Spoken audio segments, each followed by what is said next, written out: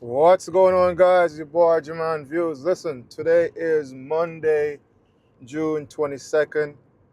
Another prosperous day to be alive, man. So, we have some stories running today. As you see, that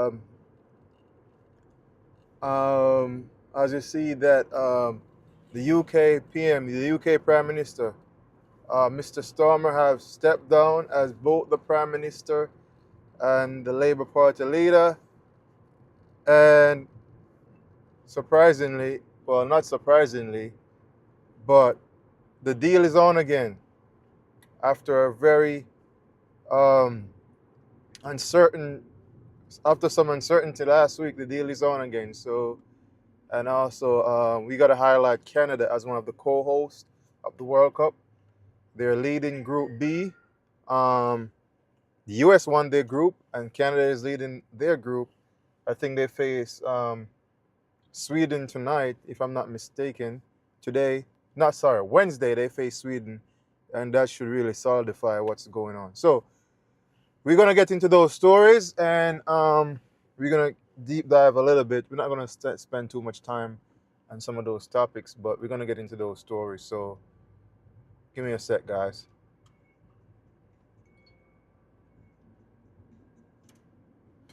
All right, so the UK Prime Minister Karen Starmer have stepped down as both the leader of the country and as both the Prime Minister and the leader of the Labour Party. So we don't know why he's stepping down, and a lot of his ministers, interior ministers, and his council seat have retired as well, has stepped down as well, and he announced this morning that he's done. I think their time, but there's the UK have the U in the past 10 years. The United Kingdom had like 7 different leaders. There's a vast amount of political instability in the United Kingdom, and I don't know. The UK is seems to me like a very hard country to manage, and there's always someone quitting, or it's a very difficult country to manage. Honestly, just put it in perspective. If the United States within the last 10 years has 7 different leaders, just put that in perspective. So that's what's going on in the UK today, as of now, and it's sad because initially, um, you, I'm sorry, initially he was, talking about all these good things he's gonna do for the country, whatever it is, and then he and Trump's relationship got sour because he decided to stay out of the Iran war, and Trump was furious with him, and he lost credibility because, well, not lost credibility, he lost some luster because he was buddying up with Trump and all that stuff, and now he and Trump's relationship got sour because he decided to stay out the war because over the years the United Kingdom, actually England, was one of America's biggest ally in terms of they help us get into Iraq over the years, and so on and so forth. But yeah, he's gone, and he's likely to replace by Andy Burnham.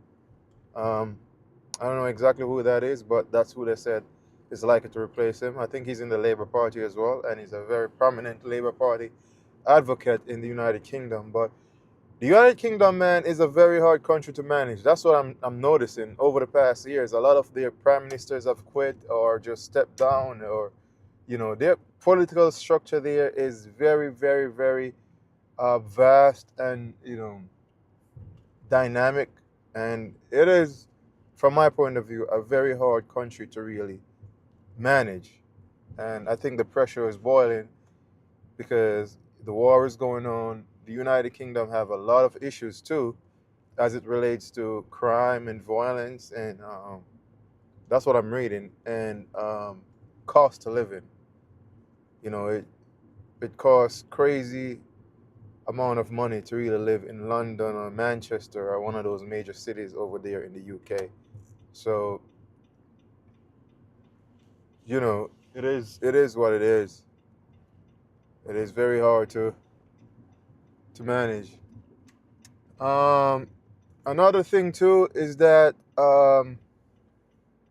why he and Trump's relationship got soured because we reached out to them to use one of their air bases or something like that too during the initial stages of this war, and they hesitated, and that's not the normal way the UK respond to us when we ask for anything. They don't really hesitate. They really assist us in anything. But that has changed, and his relationship with Trump has soured a whole lot. So I guess he decided to just call it quit and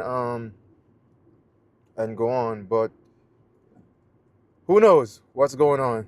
But that's one of the stories we're touching today. Another story we're gonna dive into is the United States and Iran deal is back on. Last week, everyone was sweating bullets because they thought that the deal was off. And one reason a lot of people were thinking the deal was off was because um, the Iranian National Guard um, came out and said that, hey, we're going to close this straight because through Israel, the deals and terms and condition of the deal was violated because I think Israel strike Lebanon and kill a bunch of people. Well, they responded to Lebanon's attack, the Houthis attacking Lebanon and kill a bunch of people. So, they were like, all right, the deal is off. Not off, but really was postponed. And J.D. Vance canceled his trip to Geneva. But, after some long negotiations, behind closed doors, they decided to now agree upon a roadmap for the final deal, which includes, I'm going to read something for you. The plan includes ending military operation in Lebanon, which was the exact sticking point that nearly blew everything up, pretty much. So the plan is to end military operation in Lebanon. So I'm not sure how much America um, can really adhere to that plan because America is not included in the military operation in Lebanon. That's Israel. So if Israel don't play ball with us, and I hope they do because, you know, Trump reached out to them and like, yo, come on, get this over with. Ceasefire between Israel and Lebanon and the Houthis because it's messing up the deal. So that's, but if you guys remember too, Israel and Lebanon was not a part of the initial deal. So I guess now they're putting this Israel-Lebanon situation in this new roadmap, which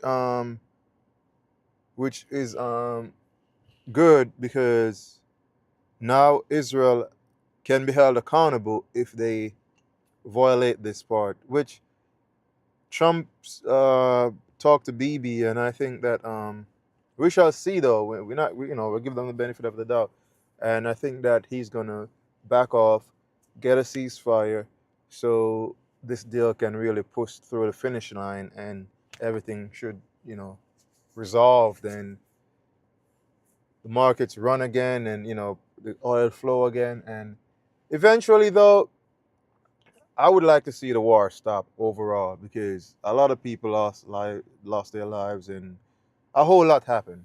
And eventually, I would love to see this this war just totally stop, and Iran can be molded back into the international community and the Middle East. Because what I'm getting to understand though is not like Saudi Arabia, Dubai, Qatar. A lot of those countries are really suffering, and the reason why they're suffering is because they cannot um, sell most of their oil that they're producing to the world. And another thing to note is that because of this gap in the world's oil market. Another, I'm not sure if you guys know that Nigeria, through the Dangote Oil and Petroleum Company, Aliko Dangote is one of the richest men in Africa, and I think in 2013 or somewhere along there, they decided to set up a refining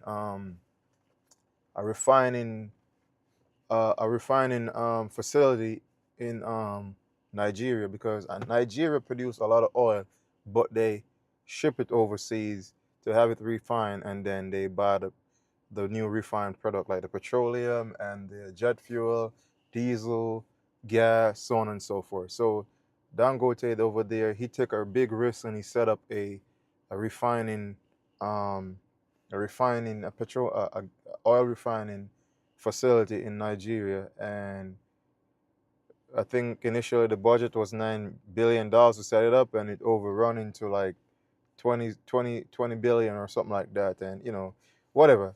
Long story short, but this shows you when preparation meets opportunity, because they expanded it this year in no, I think in 20 January 2025 they expanded the facility, and we all know what happened in February, March 2026.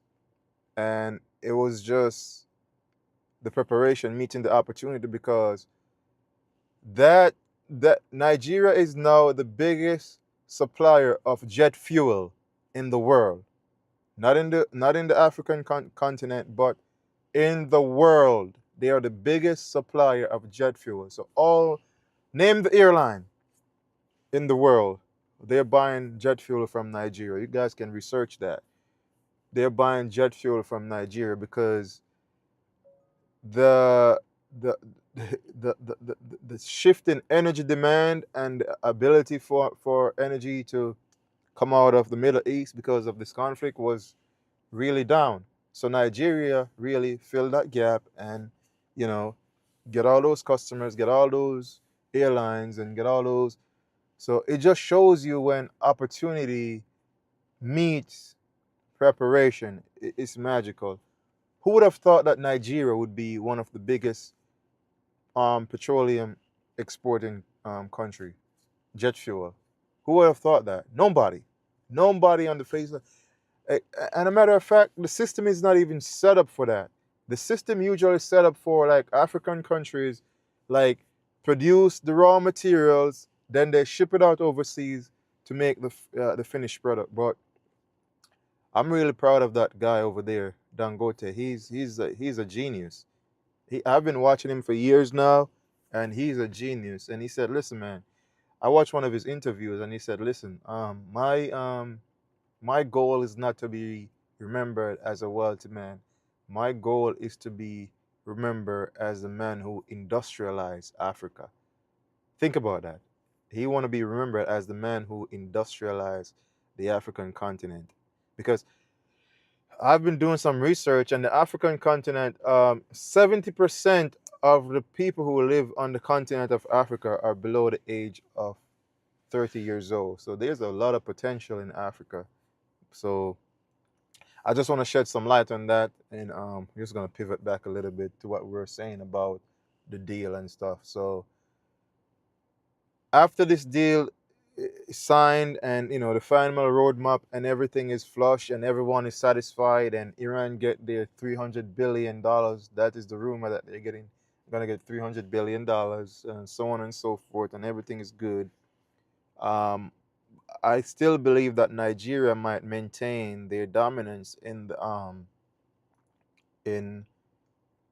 supplying the world with jet fuel, because I think these airlines, they learn a lesson, and that that area of the world, the Middle East, Iran, the Strait of Hormuz, is gonna be a very, very delicate area, and people might really understand. People might, companies will understand that anything can happen at any time in that area, and it will have them suffering. So they're gonna shift their demand to Nigeria. Well, I'm speaking more of the airlines. as it relates to jet fuel and so on and so forth. They're going to shift their demand to Nigeria going forward. They're going to still demand products from jet fuel and products from the Middle East, but shifting their demand to Nigeria is more logical and more safe, just in case anything blow up sometime in the future. So that's a good way to look at things, and proud of the night. Even Nigeria itself, the Dangote oil and gas company is now supplying um, finished petroleum products, 60% of finished petroleum products to the country of Nigeria. So they're getting market share and they're blowing up over there. I think that company is going public as well, so on and so forth. So yeah, the deal is back on. I hope I don't hear by the end of the day that something happened that's going to be off again, and um, it's just what it is, though. I'm prepared. But anyways, the market is quiet today because we're gonna get a bunch of financial news today as well. We let me see what we're gonna get today. I totally forgot, but we're gonna get some. Well, not today only, but this week we're gonna get some financial news this week. We're gonna get let's see on let's go back over this on. I think it kicks off on Tuesday. The S&P Global PMI data, we're gonna get that on Tuesday, and Wednesday, new home sales data. We're gonna see what's going on in the home the home sales market. As I said, the 10-year spike a few weeks ago. It drops a little bit. It's just fluctuating. It's just fluctuating. But ultimately, though, as I said before, I think um, mortgage rates are gonna go down. I believe so, because if interest rate goes down, it's gonna go down, and because they're cutting rates, they want to cut rates. So Wednesday we're gonna get the new home sales data. Thursday, the PCE inflation data. We're gonna get the PCE inflation data, producer price index. So that is the data to show how the cost of producing goods and services going up. We're going to tell you how much is going up, and then that in turn um, tell you how hot the inflation is, because if the producer prices are going up, the producers are gonna pass on that cost increase to consumers. And on Thursday, we're gonna get U.S. economic growth data. So that's one of Trump's biggest ones. So you should look at that. Look out for that. He might comment on that. And then on Friday, of course, we're gonna get the consumer confidence data. So those are some data, and also inflation expectation data as well. So those are the data we're gonna look out for this week coming up, and you know we shall see what's gonna happen. Definitely see what's gonna happen in regards to that. Um, But the good thing, though, the good thing about this week is that Vance is over there in Switzerland, and they're gonna approach this deal and make a new framework for this deal, and try to get push this deal through the finish line, because we really need it to go through the finish line, because a lot of things are suffering.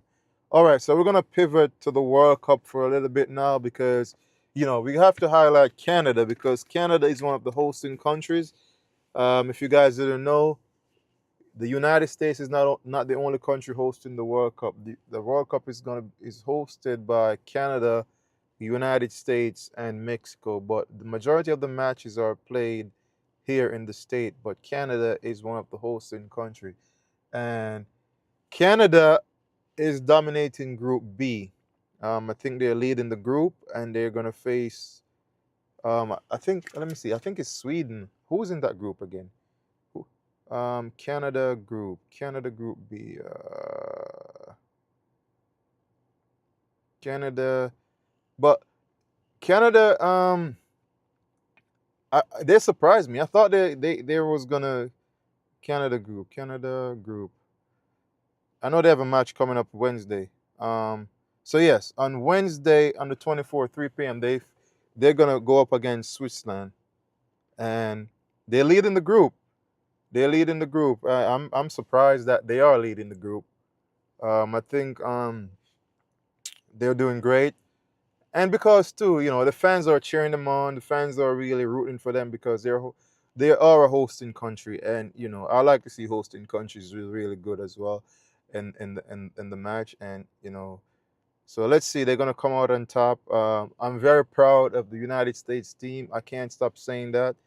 They're doing really well. I'm really proud of them, and they're pushing through. They're doing their thing, and they're making it happen. They won their group, and you know, I'm very surprised in Canada. They're making a surprising run at the World Cup, fueled by what players are calling an unbelievable support from the home fans. So the Canadian fans are rallying behind the Canadian team, which is good. I like to see that. I like to see people rally behind their team.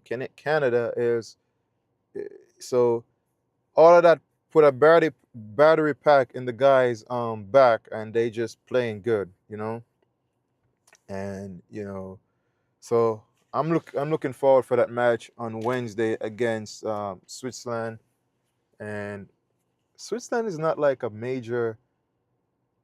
Switzerland's doing good in the World Cup too, but they're not like a very major country that really dominates in soccer in any way. I don't know.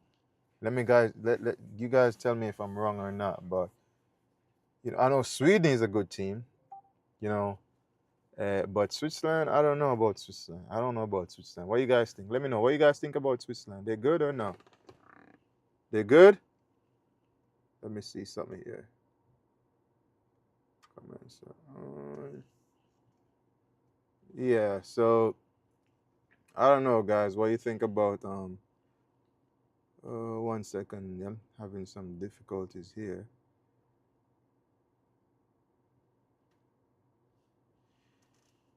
All right, that's all right. Are you guys hearing me?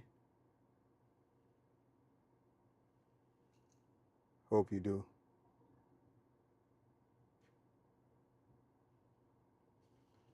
Yeah. So yeah, that's what's going on, guys. The World Cup is really getting people together. It's a great unifier. Um, Sports on the whole is a good unifier for everyone. It's just get people together, get people just sharing moments, and it's unifying the country, unifying the region as a whole, unifying Canada, Mexico, and the United States, because Canada, Mexico, and the United States are major trading partners. So I think this World Cup too might really kick off something, a better trading deal between all three countries. So I'm very hopeful because sports is a way to really get people together, and it is doing exactly that. This World Cup tournament is doing exactly that. Everyone is coming together. The watch parties, you know, the rivalry, the friendly rivalry, is coming together, and it's good. The next World Cup, I think, in 2030 is going to be hosted by Portugal, Spain, and Morocco, if I'm not mistaken. I think that's a new thing now. They don't have a single country hosting anymore. It's like a trifactor effect now. It's gonna be a trifactor effect. Three countries hosting, just like here.